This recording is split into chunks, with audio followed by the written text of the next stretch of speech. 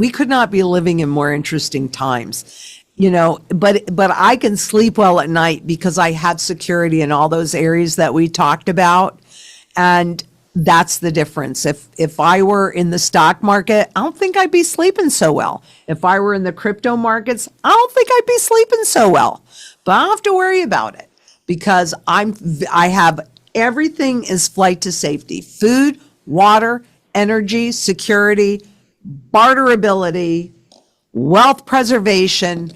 I have a fabulous community around me, thank goodness, and fabulous community all around the world, Mario. I mean, I feel honestly like the luckiest human on the planet.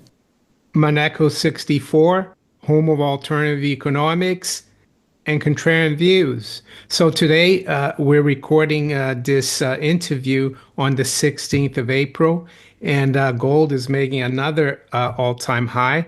And I couldn't think of anyone better to speak with than Lynette Zang of Zang Enterprises. Lynette, welcome back to the channel.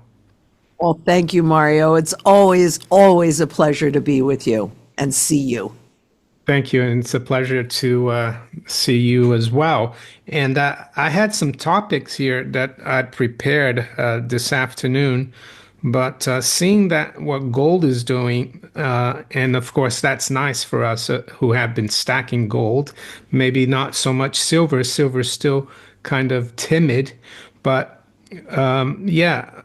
What do you think this almost kind of melt up in gold at the moment represent? What are, I mean, I think we should be maybe concerned for the whole system because I've never seen gold move as it's been moving since last year. Yeah, it's a really good point. You and I have been moving into the gold market for a very long time.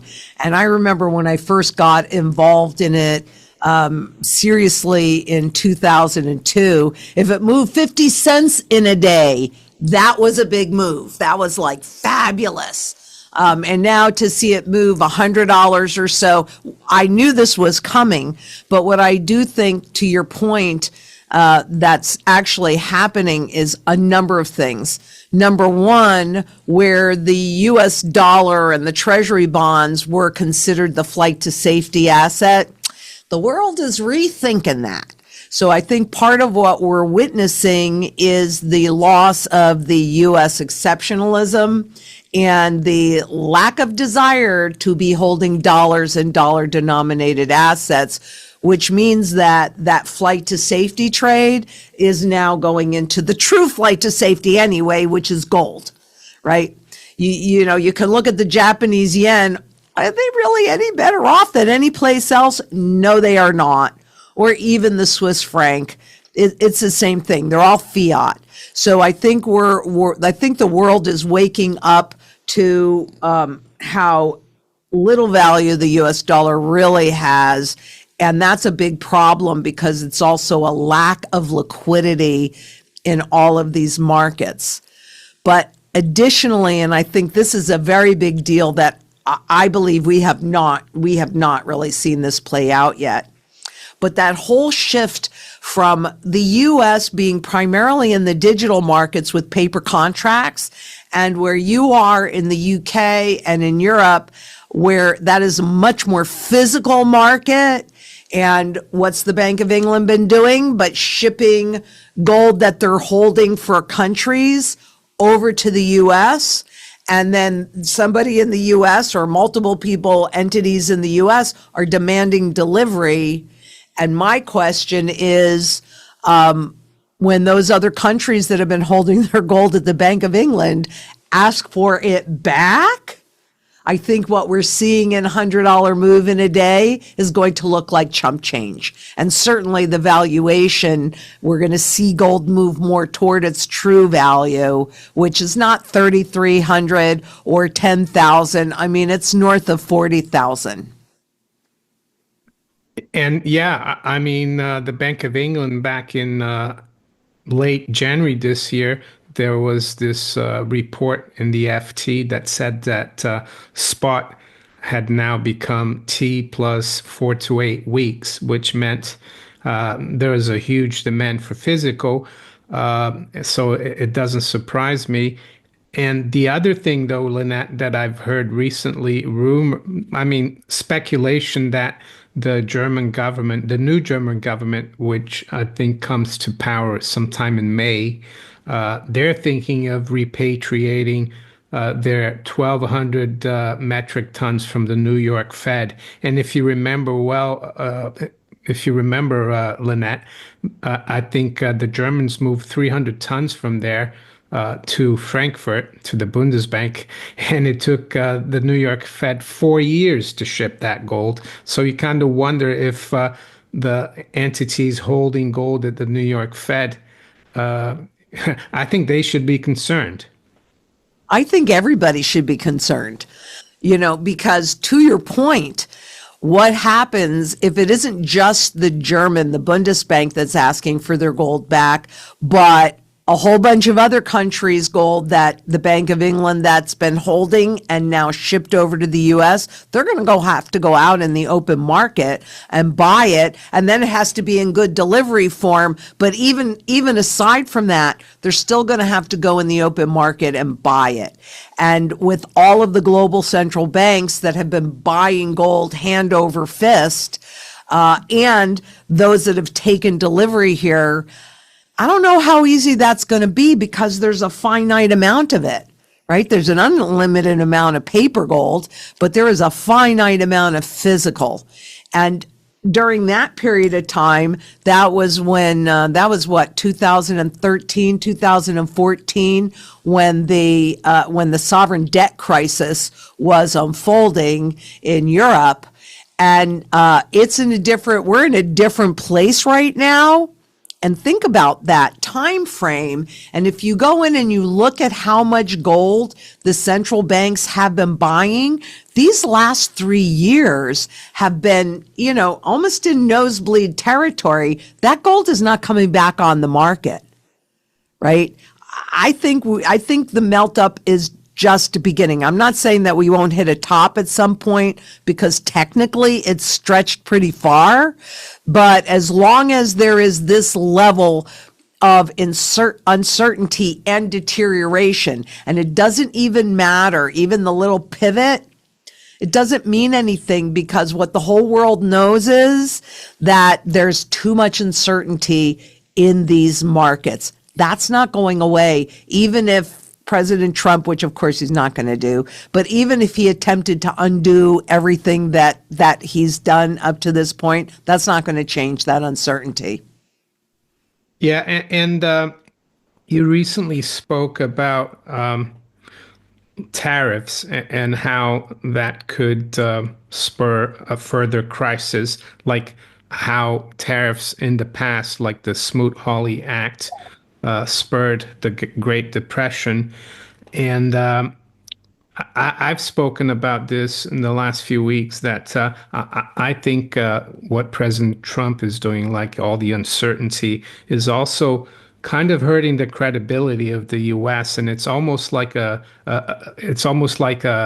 trigger, like back in 2022, Lynette.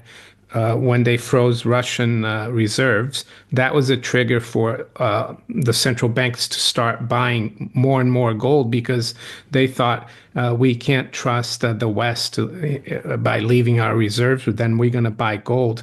So could you talk a little bit about the tariffs and what you think it's going to lead up to? Well, I think what it is leading up to, and the tariffs back in 1930 was as a result of an economy that was already in decline because of the stock market rout in 29. So we're seeing a lot of parallels and similarities. And what that does is it didn't cause the depression, it just pushed it into a much deeper level.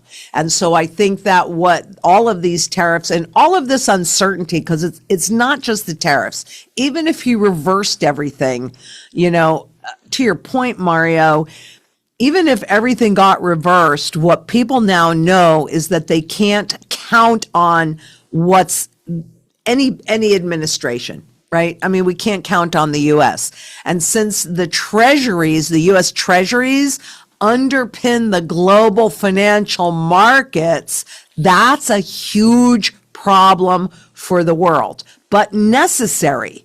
The other part of this is, when one system dies, another one pops up in its place. What gold and silver do is they're the bridge to get you safely with your purchasing power intact from one system into the next system. But in order to make that transfer from one to the other happen, you got to have a huge crisis. And so what I see with the tariffs and it's a global war. Right? It is a global war. I don't know who the U.S. allies are anymore. Nobody knows who the U.S. allies are anymore. And that does create a tremendous amount of, what's going to happen in the treasury market? You're upset with us? We've got to issue a whole bunch of treasury debt? Not buying it. Not buying it. So the world is turning away from the U.S. and the U.S. exceptionalism. And what we're really experiencing is that loss of world reserve currency status because we are changing the rules. And I'm not saying whether that's right or it's wrong. I agree that the system has not been fair or appropriate. But you know who it hasn't been fair or appropriate with? The public. And that loss of purchasing power, because what they did was they printed enough money to give it to those at the top that they could go ahead and create leverage and buy all of these assets with this debt. Works great on the way up, but what we're now experiencing is the way down. And it just destroys everything in its path on the way down. And that's what makes having sound money, physical gold, physical silver in your possession, that's so important. Because I've come to understand that a lot of people don't understand what sound money means, right? What is sound money? Sound money is above all governments and all central banks. So they cannot inflate its value away. They can manipulate it on a short-term basis by using the spot markets because those are just contracts. And especially here in the U.S., they can create as much digital gold and silver as they want to. The markets read it as if it's real, and they respond to it in that way. On the other flip side of that, though, gold and silver are universal money. I could take this anywhere in the world and I can convert it into whatever that local currency is at the same level of purchasing power. That's sound money. It's above governments and central banks. And that whole system, frankly, is falling apart right now. And it's interesting because I also see, you're talking about the tariffs. So what we're seeing is a loss in interest in buying US dollars and dollar denominated assets. Well, that's what's given the US its exceptionalism for all of these years, is that they managed to create that artificial demand for dollars with the petrodollar. But we've been watching this whole thing fall apart for a number of years already. So it isn't like boom, boom, boom, but this is the death knell. And there is absolutely zero doubt. And what President Trump is attempting to do through stable coins is to create new global dollar demand. So as the governments are going away from it, stable coins have exploded since 2020 and all that free money printing, right? And you always have to be careful of a name because it's typically the opposite of whatever they name it.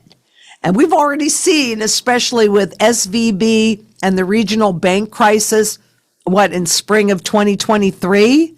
There were a number of stable coins that blew up during that crisis. But with new laws that have just recently been passed, you must back this stable coin 1-to-1 with dollars.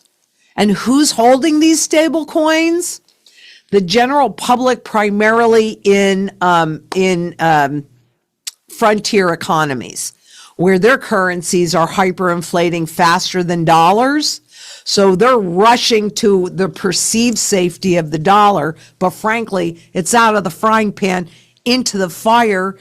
Can they create enough demand fast enough to make up from the loss of dollar buying by governments? I don't know the answer to that. Yeah, I think these stable coins are a last gasp effort by the current administration to keep the dollar going. It reminds me of 1790s France when they had the assignats, and then they're and when it failed, they're going to issue the mandats, and that apparently collapsed even before they started issuing it. So I mean, Lynette, there's only one stable coin, isn't there? And that's it. Uh, but one thing about the tariffs, I was reading an article by Daniel Oliver. I don't know if you've heard of him. He said that back in the 19th century, after the 1830s, when the U.S. didn't have a central bank, there was periods where the U.S. was running a trade deficit, and those were mostly during a period of a credit boom. But when the credit boom bust, then the economy would collapse, and then the U.S. would be running like a surplus. And it self-corrected with no central bank, with sound money, because there's no interference. So it's a really good article, and I'll give a link to you after we finish here. But what it shows me is that this is not going to work, this tariff war, only if it's imposed by fiat. And imposition by fiat by governments never work because the market always knows best. So maybe we could move on to I want to yeah. one more little thing, Mario, to that, because I also find it so interesting that 3 years after the Smoot-Hawley tariffs, what happened next? Oh, they did an overt confiscation of gold. So no, the tariffs don't work. They put an additional burden on the public, and desperate governments then do desperate things. I can't certainly guarantee that we're going to see an overt confiscation in 3 years or 2 years or 1 year or whatever, but I couldn't guarantee that we won't. Yeah, and the other thing he said is that they had tariffs back in the 19th century, but it wasn't the tariffs that brought down the trade deficits. It was the credit boom busting, and now I think one of the reasons we have such, or the U.S. has such big current account and trade deficits is because the Federal Reserve never allows credit bubbles to burst, and we've been in this everything bubble since 1981. Lynette, seeing that one of your objectives with Zang Enterprises is to help people navigate periods of crisis, and I personally think we're entering such a period. And even for people who have been stacking, I think things are going to get pretty rough. So maybe you could talk about some strategies that you think could work and would be helpful. Well, especially that's where a community has become like tippy top in importance, because you need to think about what your standard of living is and how you can maintain that as best as possible and have these choices, because they're trying to push us into a digital economy. But if everything you have inside of the system, if they don't like your politics and they don't like what you're doing, they can shut you out of the system.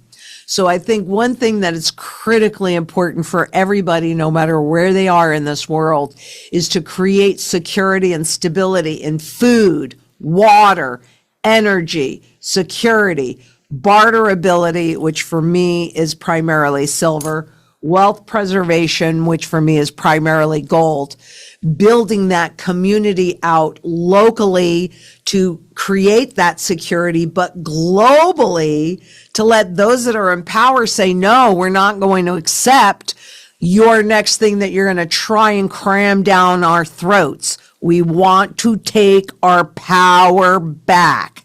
And we can do that with a really quiet revolution just by converting this garbage into sound money that is above central banks and above governments. That's, we vote with our wallets. We've talked about this.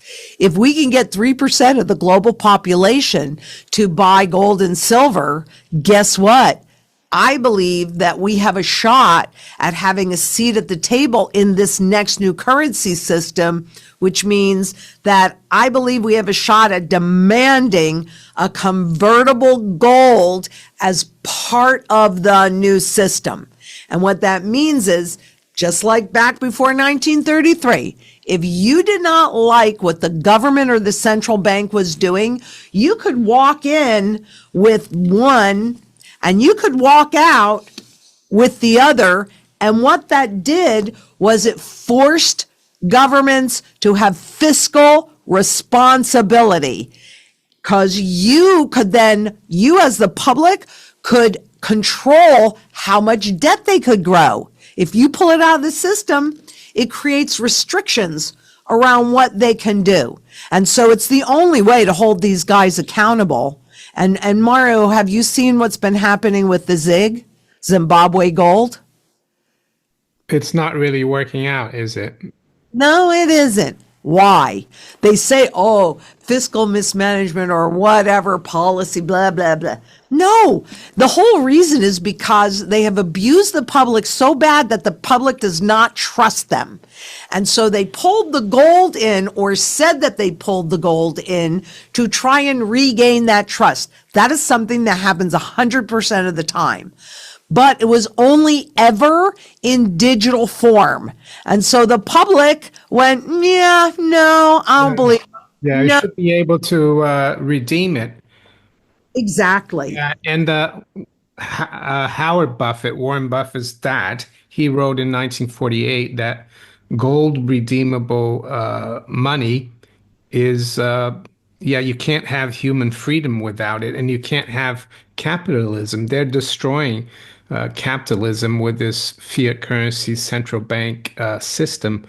And I haven't seen anyone in the current administration talk about that. I mean, it would be really simple in that to go back for the US to go back to sound money, because the Constitution is all about sound money. Why can't Trump just sign an executive order to abolish the Fed? Or maybe that he can't, but why doesn't he push for it? So I'm not too optimistic. And this talk of a gold-backed bond that you can only get the gold at maturity. I mean, this is an idea from Judy Shelton, who I've had on the channel. I don't understand why they don't go further and say, no, the problem is fiat currency and central banking. I don't know.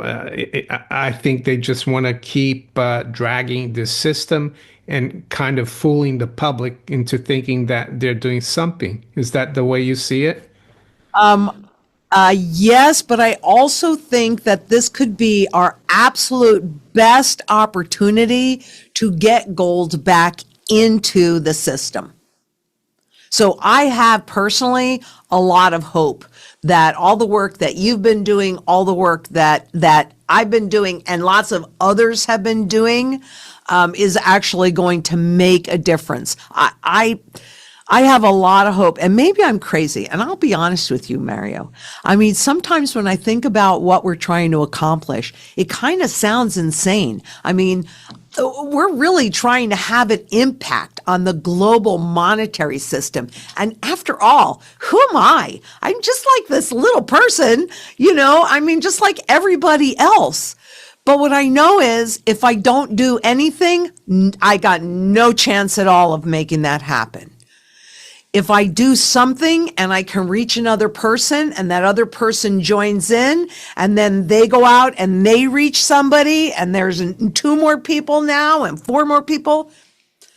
There was that sign that I saw that somebody held up in a protest in Zimbabwe, and it said, "But what can I do? I am only one person," said 7 billion people. Yeah, that's it. Divide and conquer. But there are so much more of us than there are of them. They're not going to do it voluntarily. Why would they? Right? Right now, those that are in the top echelon benefit from all of this wealth transfer. So we have to force it, and we can quietly, easily, just by buying gold and silver. Enough people buy gold and silver, they got to listen to us. Yeah. So Yeah, and ironically, it was Alan Greenspan who told Ron Paul, because I met Ron Paul in 2002 at the Mises Institute, and he said he had Greenspan autograph that essay he wrote in 1966, Golden Economic Freedom. And he asked Greenspan, "Do you still believe in everything you wrote there?" And this was when he was chairman of the Fed. And he said, "I do." He said, "The problem is political because the public, they want the government inflation. They want the largesse. They want the entitlements and everything." So I think, like you said, we need to keep just informing the public. And I think about sound money. And I think there's a good network effect because one person hears it and they tell their friends and family. Some of them won't listen to them, but I think, yeah, like you said, we have to keep doing what's right. And hopefully enough people will get out of this fiat currency system and go into gold and silver that they'll have no choice but to go back on it. that's really the goal. And I think, sound money has not been in the system for so long. And so people have been trained away from it. And I'll tell you recently what's been really shocking to me, and we're working on this, we're working on a lot of educational pieces. But what's shocking to me is I've come across some very well-educated people recently that had no idea that silver used to be part of our money.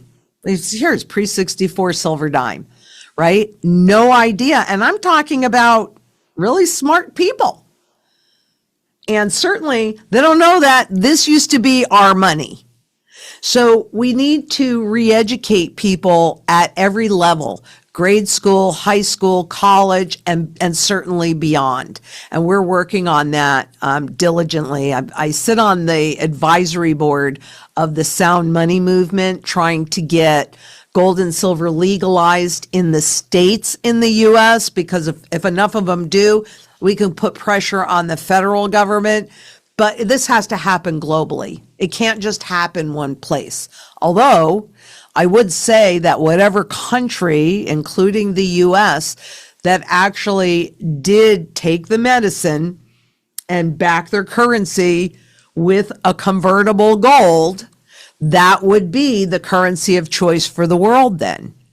But it sounds kind of easy, but it's not easy because this money's created from debt, and all of that debt must be burned off into a hyperinflationary pool. So it's just repaid with dollars that have zero value. And at Zang Enterprises, the sound money strategy uses the same strategy that the governments do for things like mortgages and any other fixed rate debt. And it's just a big loop. It's built on layers. So no matter where we are as we're going through this crisis, you have what you need to sustain a reasonable standard of living. But beyond that, what's super overvalued right now and what's super undervalued, gold and silver, severely undervalued, even at these spot prices, right? That's going to flip-flop. And then you're going to have real purchasing power to convert back into these income producing assets when they are severely undervalued, and we'll know who's going away because all of the debt and leverage in the system, while it makes things look great on the way up, it absolutely destroys everything in its path on the way down. And we are absolutely on the way down now. One last question, Lynette, because I've see a lot of people who watch my channel, and also like people that I see. Let's say today I went to the golf club for a golf lesson, and the pro asked, "Is it too late to buy gold?" And I said, no, I mean, it's never too late. It's the danger is holding on to fiat currency. So maybe you could tell the viewers how to think about gold and how to buy gold, what strategy they should have. Absolutely. I'm going to expand that for just a second and then come back to it, because I believe so strongly, and I can't give you a lot of guarantees, but this guarantee I can give you. At some point, every asset, every instrument goes to their true fundamental value. So you need to know what that is and what the real trend is. For dollars, if you go to the Federal Reserve Fred on the purchasing power chart, the Federal Reserve is telling you, if you look on that left axis, you can see where it started out at $1, and down at the bottom, what do you have? A big fat zero. So the Federal Reserve themselves are telling you that this has zero value. That and officially there's still 3 cents left. The only thing holding it together is that public confidence. On the other thing, but this is fiat money. On the other side, this is sound money. So this is created from debt. This has to be mined, and there's a finite amount. Unlimited, finite. The way you know the true value of an ounce of gold is you take all of the debt that's been created and you use that as a proxy for how much fiat money has been created in this world. And then you simply divide it by all of the gold that exists in the entire world, because all gold is recoverable. So we can account for about 98% of all the gold that exists. This isn't rocket science. It's just simple math. And that comes up to almost $42,000 an ounce. That is the true fundamental value of 1 ounce of gold. So is it too late? Heck no. Once you understand that, 5,000, 10,000, 30,000, it's a bargain. Global central banks know it. They're buying it hand over fist. They don't care about the spot market. They don't care about that at all. So the longer you hold on to these, the less value they will have until the confidence is absolutely lost. And by the way, Mario, just the other day, I was looking at the consumer sentiment chart, and I saw a wedge formation that's been accumulating and building since 2020, since COVID.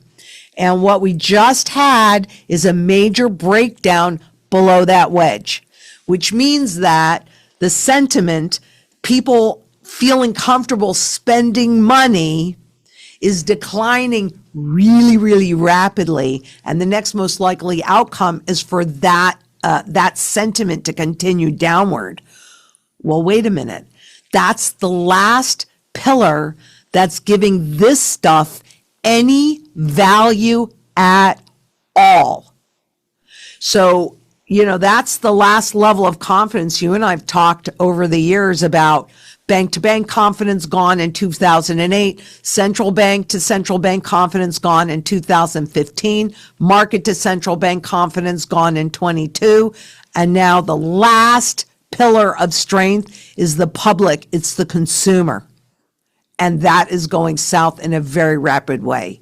So I think that that's when we will see inflation going back to tariffs. And no matter what the choice is, we will see higher inflation. They didn't tame that beast. It's ridiculous. It's absolutely ridiculous.